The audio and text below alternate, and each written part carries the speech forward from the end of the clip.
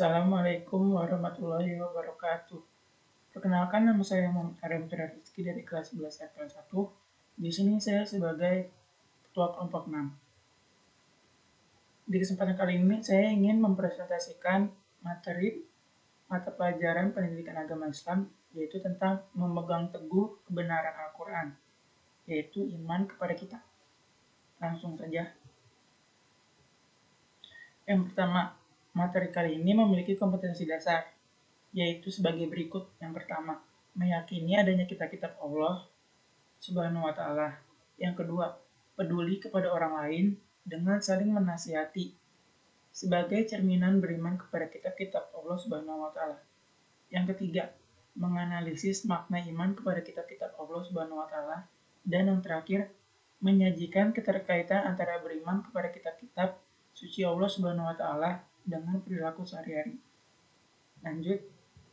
Di sini juga memiliki tujuan pembelajaran, yaitu sebagai berikut. Peserta didik dapat meyakini adanya kitab-kitab suci Allah Subhanahu wa Ta'ala. Lalu, peserta didik dapat bersikap peduli kepada orang lain dengan saling menasihati sebagai cerminan beriman kepada kitab-kitab Allah Subhanahu wa Ta'ala. Dan yang terakhir, selanjutnya, peserta didik dapat menyajikan keterkaitan antara beriman kepada kitab-kitab suci Allah Subhanahu wa Ta'ala dengan perilaku sehari-hari. Nah, selanjutnya pengertian. Iman kepada kitab-kitab Allah merupakan wahyu Allah Subhanahu wa Ta'ala yang dibukukan. Jika dikaitkan dengan iman kepada kitab-kitab Allah, maknanya akan berubah menjadi meyakini dengan sepenuh hati bahwa Allah Subhanahu wa Ta'ala telah menurunkan kitab-kitabnya kepada para rasul dengan tujuan untuk disampaikan kepada umatnya sebagai pedoman hidup atau petunjuk hidup bagi umat manusia agar dapat meraih kebahagiaan di dunia dan di akhirat.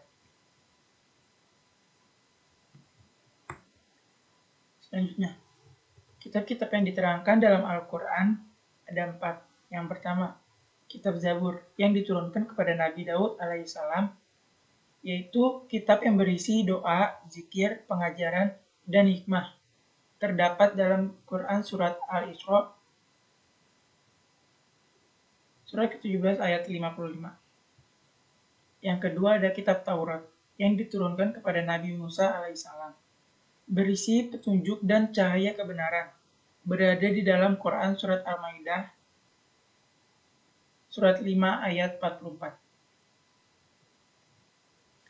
Yang ketiga ada kitab Injil yang diturunkan kepada Nabi Isa alaihissalam, kitab yang berisi petunjuk dan penerangan, terdapat dalam Quran surat Al-Maidah ayat 46.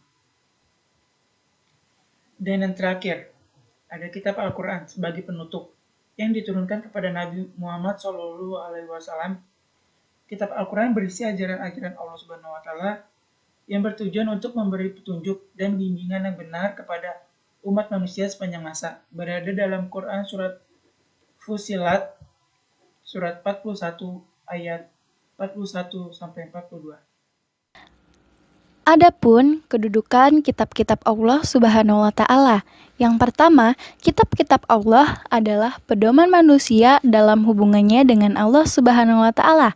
Yang kedua, kitab-kitab Allah adalah pedoman hidup manusia dalam berhubungan dengan diri sendiri. 3. Kitab-kitab Allah adalah pedoman hidup manusia dalam hubungan dengan sesama manusia. Dan yang keempat, kitab-kitab Allah adalah pedoman hidup manusia dalam hubungan dengan alam dan lingkungannya. Pentingnya beriman kepada kitab-kitab Allah. Semakin sulit dan besar jalan yang dilalui, semakin jelas kesuksesan yang diraih. Sejatinya, jalan-jalan itu ada yang rinci dan ada pula yang global. Sudah dibentangkan Allah Subhanahu wa Ta'ala melalui kitab-kitab Allah. Sebagaimana diketahui dan diyakini bahwa kitab-kitab Allah diturunkan sebagai petunjuk dan pembimbing makhluk-makhluknya di setiap ruang dan waktu. Adapun fungsi kitab-kitab Allah. Yang pertama, pedoman dalam kehidupan pribadi. Kedua, pedoman dalam kehidupan bermasyarakat. Dan yang ketiga, pedoman dalam kehidupan berbangsa dan bernegara. Baik teman-temanku sekalian, sekarang kita lanjut ke hikmah beriman kepada kitab-kitab Allah. Yang pertama, dapat berbuat sesuai dengan tuntutan Allah Subhanahu wa taala. Yang kedua, membuka cakrawala iptek. Ketiga, tidak terjerumus dalam perbuatan maksiat. 4. Menjadikan kitab Allah Subhanahu wa taala sebagai rujuk dalam perundang-undangan. Dan yang kelima, hidup selamat dunia akhirat. Contoh perilaku yang mencerminkan kesadaran beriman kepada kitab-kitab Allah. Yang pertama, seseorang yang sudah memiliki tanggung jawab terhadap agama, maka ia akan meyakini bahwa agama yang benar adalah agama Islam. Kemudian dipelajarinya dengan baik, diamalkan dalam kehidupannya, mendakwahnya terhadap sesama, menjaga martabat dan kemuliaan Islam. Kedua, seseorang yang sudah memiliki tanggung jawab terhadap dirinya sendiri akan memperhatikan kesehatan jasmani dengan cara mencari nafkah yang halal dan memanfaatkannya sesuai syariah. Selain itu, dia juga akan menjauhkan dirinya dari perbuatan dosa dan perbuatan yang merusak fisik. 3.